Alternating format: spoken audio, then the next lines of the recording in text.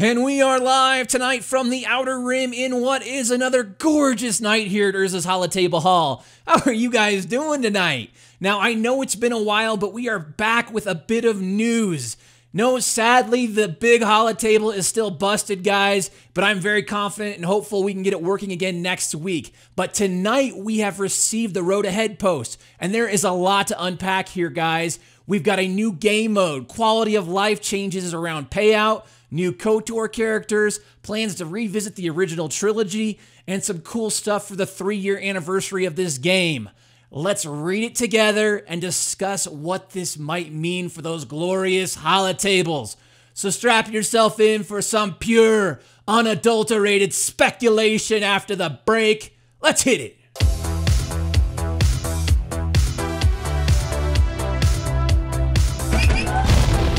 Alright guys, hello holotable heroes. You've been asking where is the road ahead, and here it is. We are very excited to share the roadmap for the next couple of months, so without further ado, the big feature announcement to round out the year, the Grand Arena. Currently, you can be the best player in your server and dominate PvP Arena, or you can be part of the best guild and defeat other guilds in territory wars. However, when we look forward at what we'd like this game to be in the future, a big part of our vision is to answer questions like, who is the greatest player in all of Star Wars Galaxy of Heroes? Who is the greatest player in all of the galaxy? Who owns the hottest holotable hall in the Outer Rim? No, they didn't say that. But while we are a few steps away from that future, we are excited to announce this first step toward that vision, which begins with an opportunity to play PvP across servers. And here's what you can expect from the Grand Arena, guys. At the beginning of the Grand Arena event, you'll be matched up with 7 other players from across the game who have a galactic power score very similar to your own. So if you didn't fluff your GP like your boy Urz, you're in for good times, I think. In that first round, you'll be matched up against a random player from your group to essentially fight a mini territory war.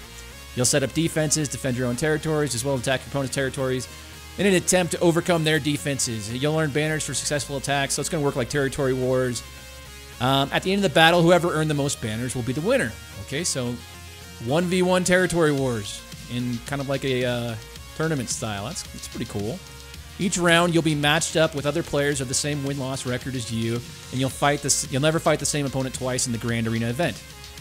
You'll earn special rewards after each offensive battle you complete, at the end of each of the 3 rounds, and a final set of rewards at the end of the event based on your standing in the 8-player group. Well, this is pretty cool. I'm into this. This is, this is going to reward people, like I just said, that didn't fluff their GP. I've always been of the mindset that you always want to maintain a very lean GP because, those guilds that say, oh, GP matters, you got to have a minimum of, like, 3 million to join us or 3.5 or whatever the current number is. Like, to me, that never mattered when I ran a guild. It was all about the teams you had. And, we had baby whales that were in our guild that just were laser focused on just, like, the best teams. So I think this is pretty sweet that this is going to reward those players that didn't artificially fluff their GP. Next up, we've got player-controlled payout time zone changes. The single most common quality of life request we've heard in recent months is to allow player-controlled payout time zone changes. Like the server sharding system, this was a feature that worked for a time, but we recognize you live all over the world, lead complicated lives, and that the forced 6 p.m. in the time zone you originally logged in on has been a great inconvenience for many of you. Yeah, this is a huge thing because I know people that started the game while on a business trip on the East Coast and they live West Coast. So yeah, that's a huge problem when their payouts in the middle of their workday or whatever. So let's see what they say here. To help with this, we've introduced the ability to change your payouts up to 2 times a year. That seems fair. The timer starts when you change your time zone. The ability will be otherwise unbound, so watch out all you in Alaska and Greenland. There are probably hordes of people coming to your time zone. All right, well, this is cool, guys. I mean, I've been in the mountain time, me and D-Tusk, a good shard mate of mine, we've been working together for like 3 years now. So maybe we'll see more people come to the mountain time zone. I may actually change my time zone just because, You know, that is kind of like square right when my wife gets home from the office and when my kids are about to eat dinner. So I'm typically doing arena while cooking dinner and stuff like that. So yeah, I probably will end up changing my time zone to something a bit more flexible, maybe right around lunchtime. I bet it's going to be pretty busy, but yeah, we'll have to see how it shakes out and see what kind of changes happen in our shard chat there. All right, next up, we've got new content, KOTOR Companions. With the release of Jedi Knight Revan, we brought one of the most often requested characters into Star Wars Galaxy of Heroes. The excitement in the community has been palpable for weeks, and we're watching many of you join forces to solve the reveal cipher. Was truly a special moment for the game team to watch. We're excited to continue the celebration of the 15th anniversary of Star Wars Knights of the Old Republic. With additional companions in the coming weeks, keep an eye out for an upcoming announcement about which Old Republic era characters are coming to the holotables next. All right, so it looks like I guess we can bank on like stuff like Karth coming to the game and maybe complaining a lot, just like he did in the Old Republic, and maybe Genasi, or I don't know, the Zabrak Jedi that was there, Canderous Ortho, I think his name was the other guy, the bad guy. I think he was like a Mandalorian. Yeah, so more characters. Maybe this means a dark side Revan. Maybe they're all dark side characters and they all get dark side tagged that way. Maybe they do something with the neutral tag, and maybe Team 3 gets the neutral tag and can work on both sides. Yeah, this will be interesting to see how they take it and where they go from here. I do think it's a bit soon to see a dark side Revan, but I can't imagine them going to that so soon, but it'll be interesting to see how this all shakes out. Then we've got new content from the original trilogy. To round out the year, we're going to continue our exploration of the original trilogy universe. While we've dipped into this area previously, there are still so many iconic characters and ships that we want to bring to the game from this time period. You can definitely count on some teases and puzzles from Crumb in the coming months. Stay tuned. So yeah, this is probably the best part of the announcement for me. I mean, I feel like, you know, Star Wars just isn't Star Wars unless you got the Y-Wing out there, unless you got the A-Wing, maybe the B-Wing, get some of that original trilogy stuff, maybe get some guys. I mean, I kind of hate how they've done ships where you have to have the pilot that corresponds to the actual ship, because obviously for something like a Y-Wing, you need like Dutch Vander. He's like the most famous Y-Wing pilot out there. Maybe they make a Y-Wing just generic pilot kit. I mean, I'm fine with that. I just want to see those ships in the game. I'm not even a ships guy, really, but I mean, they're iconic stuff for Star Wars, and they're from the original trilogy.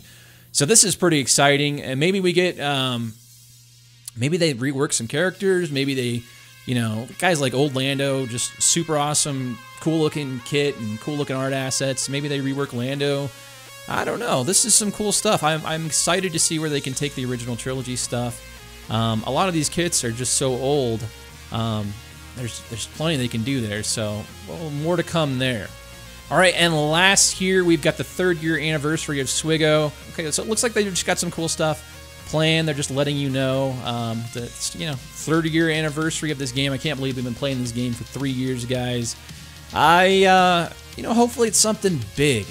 You know, how great would it be for them to reward us with like a full-on like novelty character? You know, a lot of people talk about that. They've never done something like that. The closest thing we got to that was like the freed K2SO when Rogue One came out. But I'd love to see, like, maybe not top tier, but, you know, something that can kind of work in the meta. That would be a huge reward. I mean, I think last year we got the free Zeta. I can't even remember what we got the year before that. That one seemed really underwhelming. But last year we got the free Zeta, which was a big deal. A lot of people just put that right on like CLS or whatever they had going on at the time. So hopefully it's something big. I mean, 3 years for a mobile game is pretty extraordinary. I hope they do something big to reward the people that have been here for the long haul, putting the investment in this game, keeping the lights on over at Capital Games. So more to come there. We hope you've enjoyed this peek into the future of Star Wars Galaxy of Heroes, and we wish you the best of luck on those holotables. So I don't know, guys, what do you think of this? Let me know in the comments down below. We've got a lot to talk about here. It was kind of a little light. I mean, I was hoping for some larger reveal. I mean, it's been pretty quiet for a month, and This is good. I just would hope that they would really just blow the doors off the place, and maybe there's still more to come. I'm definitely giving the studio the benefit of the doubt here. I'm excited to see that, you know, there's more stuff coming that we can really sink our teeth into here, especially this Old Republic trip, or sorry, not the Old Republic, but the original trilogy stuff, and this territory war, 1v1 territory. This excites me just because I have a lean GP, and I really feel like I'll be able to hang with this and really do some damage to some of these guys, you know, sitting around the 2.758, whatever I'm at right now. And just yesterday, it's hilarious. I've got 150 million credits saved up, and I was going to level everybody to 85 and start, you know, maxing abilities just to get the GP up, and glad I didn't do that. Glad I was just so lazy I didn't do it. So anyways, lastly, some birthday shout outs here, guys. We've got 3 more birthdays. Holy crap. We've got my Shardmate J1997C RRA4, an XL Lesser. Gentlemen, I hope you all have an amazing birthday. Happy birthday all the way from me to you. Be sure to swing on by the bar over at the hall tonight, because you better believe we got the Carillion Ale on tap and ready for you guys to partake. Yes, they are on me. Thanks for all the love and support, guys, and be sure to holotable responsibly. And before I sign off, a gentle reminder to hit that like and subscribe button down below, or consider showing your support via my Patreon. Like my newest patron from today, Jared, my man, thank you so very much. If you are enjoying my content and want to keep the neon lit over here, do hit that like and subscribe button. And if you've got an upcoming birthday or a game changer request, why don't you swing on by Urza's Holotable Hall Discord server and let me know. It's your ultimate social hub for Galaxy of Heroes. It's dressed to impress, and the Twi'leks always drink free. Stop on by, say hi, ladies are welcome. The synthwave is always cranked, the neon is always lit, and the holotables, baby, the holotables are hot. Red hot.